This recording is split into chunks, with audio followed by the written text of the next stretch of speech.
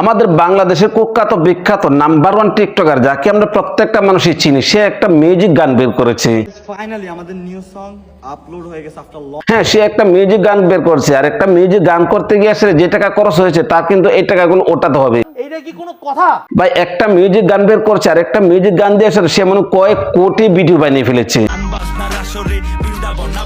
কারণ সে দুই পাশে দুই মাইয়াকে নিয়ে সেরকম নাচানাচি করে একটা মিউজিক গান বের করেছে। মাথা নষ্ট। আর একটা মিউজিক গান বের করতে গিয়ে যে পরিমাণ টাকা খরচ হয়েছে, এখন কিন্তু ভিডিও করে এই টাকাগুলো ওঠাতে হবে। রাত্রে দিনে 24 ঘন্টা সে শুধু ভিডিও বানাতে থাকে, কখন কোন সময় কোন ভিডিওটা দেবে। বাইরে ভাই আমি বুঝি না সে এরকম ধরনের কাজ করতেছে যে কাজগুলো দেখার পর শয়তানও দূর থেকে হাসে। ভাই তুই একটা গান বের করছিস, বেশ ভালো কথা, কিন্তু তোর জ্বালা আর আমরা এখন কোনোভাবেই শান্তি পাচ্ছি না। খাইতে গেল তোরে দিকে, বসতে গেল তোরে দিকে, শুইতে গেল তোরে দিকে, হিসু করতে গেল তোরে দিকে। এরকম কি ভাই বাথরুমের ভিতরে যদি যায় তারপরও তার ভিডিও গুলোর সামনে আসে, তার ভিডিও ছাড়া কোনো ভিডিও আসে না। কি রে ভাই তুই একটা গান বের করছিস, বেশ ভালো কথা, কিন্তু তোর টাকা পয়সা যেগুলো খরচ হয়েছে ভিডিও করতে গিয়েছিলেন, তাই আমার মনে হয় সম্ভবত এখন এই টাকা পয়সা গুলো সে যে কোনো ক্রমে কিন্তু ভিডিও করে ওঠাতে হবে। যার কারণে 24 ঘন্টা শুধু ভিডিও আপলোড করতেই থাকে, আপলোড করতেই থাকে, আপলোড করতেই থাকে।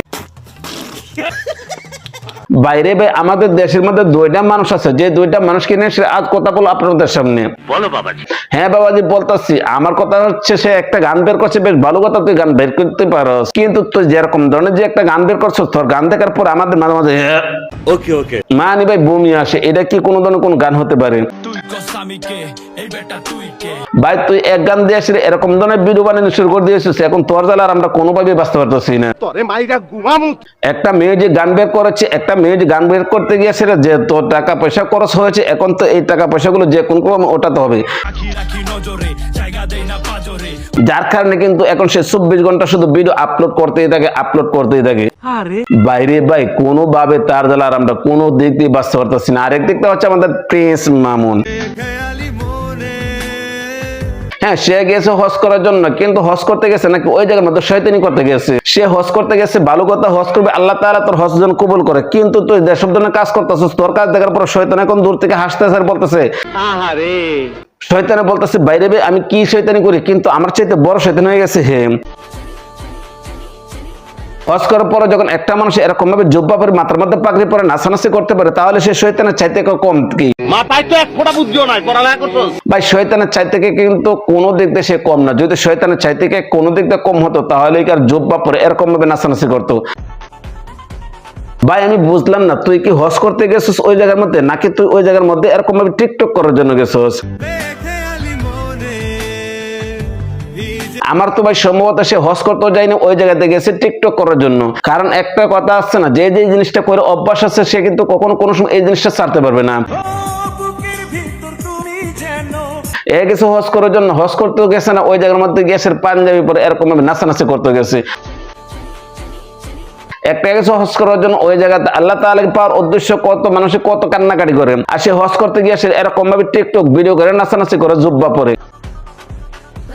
তাহলে ভাই তারা ভালো হলো কোথায় দিকে? আসলে কিন্তু তারা ভালো না, শুধু একমাত্র মানুষদেরকে দেখানোর জন্য এগুলো করতেছে। ভাই এদেরকে অতি দ্রুত পাবনা মেন্টাল হাসপাতালে পাঠানো দরকার, কারণ তাদেরকে যদি পাবনা মেন্টাল হাসপাতালে না পাঠানো হয়, তাহলে কিন্তু অতি দ্রুত আরো বেশি পাগল হয়ে যাবে। ফাইনালি আমাদের নিউ সং আপলোড। আর একদিক দিয়ে হচ্ছে আমাদের অপু ভাই, যার কথা তো প্রথমে বলেছিলাম, সে কিন্তু গিয়েছে দুবাই। হ্যাঁ, সে গিয়েছে দুবাই টাকা পয়সা ইনকাম করার জন্য, কিন্তু দুবাই গিয়ে সে অস্ট্রেলিয়ান একটা গাভী ধরেছিল, সেই কথাটা কি আপনি ভুলে গেছেন নাকি? হ্যাঁ, এরকম একটা অস্ট্রেলিয়ান গাভী নিয়ে আসলে কিন্তু সে প্রথম অবস্থায় অনেক ধরনের ভিডিও আমাদেরকে দেখিয়েছে, কিন্তু অস্ট্রেলিয়ান গাভী যখন চলে গিয়েছে তখন কিন্তু অপু ভাই চিন্তা ভাবনা করলো যে নতুন করে আরেকটা জামাকার দিতে হবে। যার কারণে কিন্তু এখন অপু ভাই দুই পাশে দুইটা নিয়ে এসে নাচানাচি করি।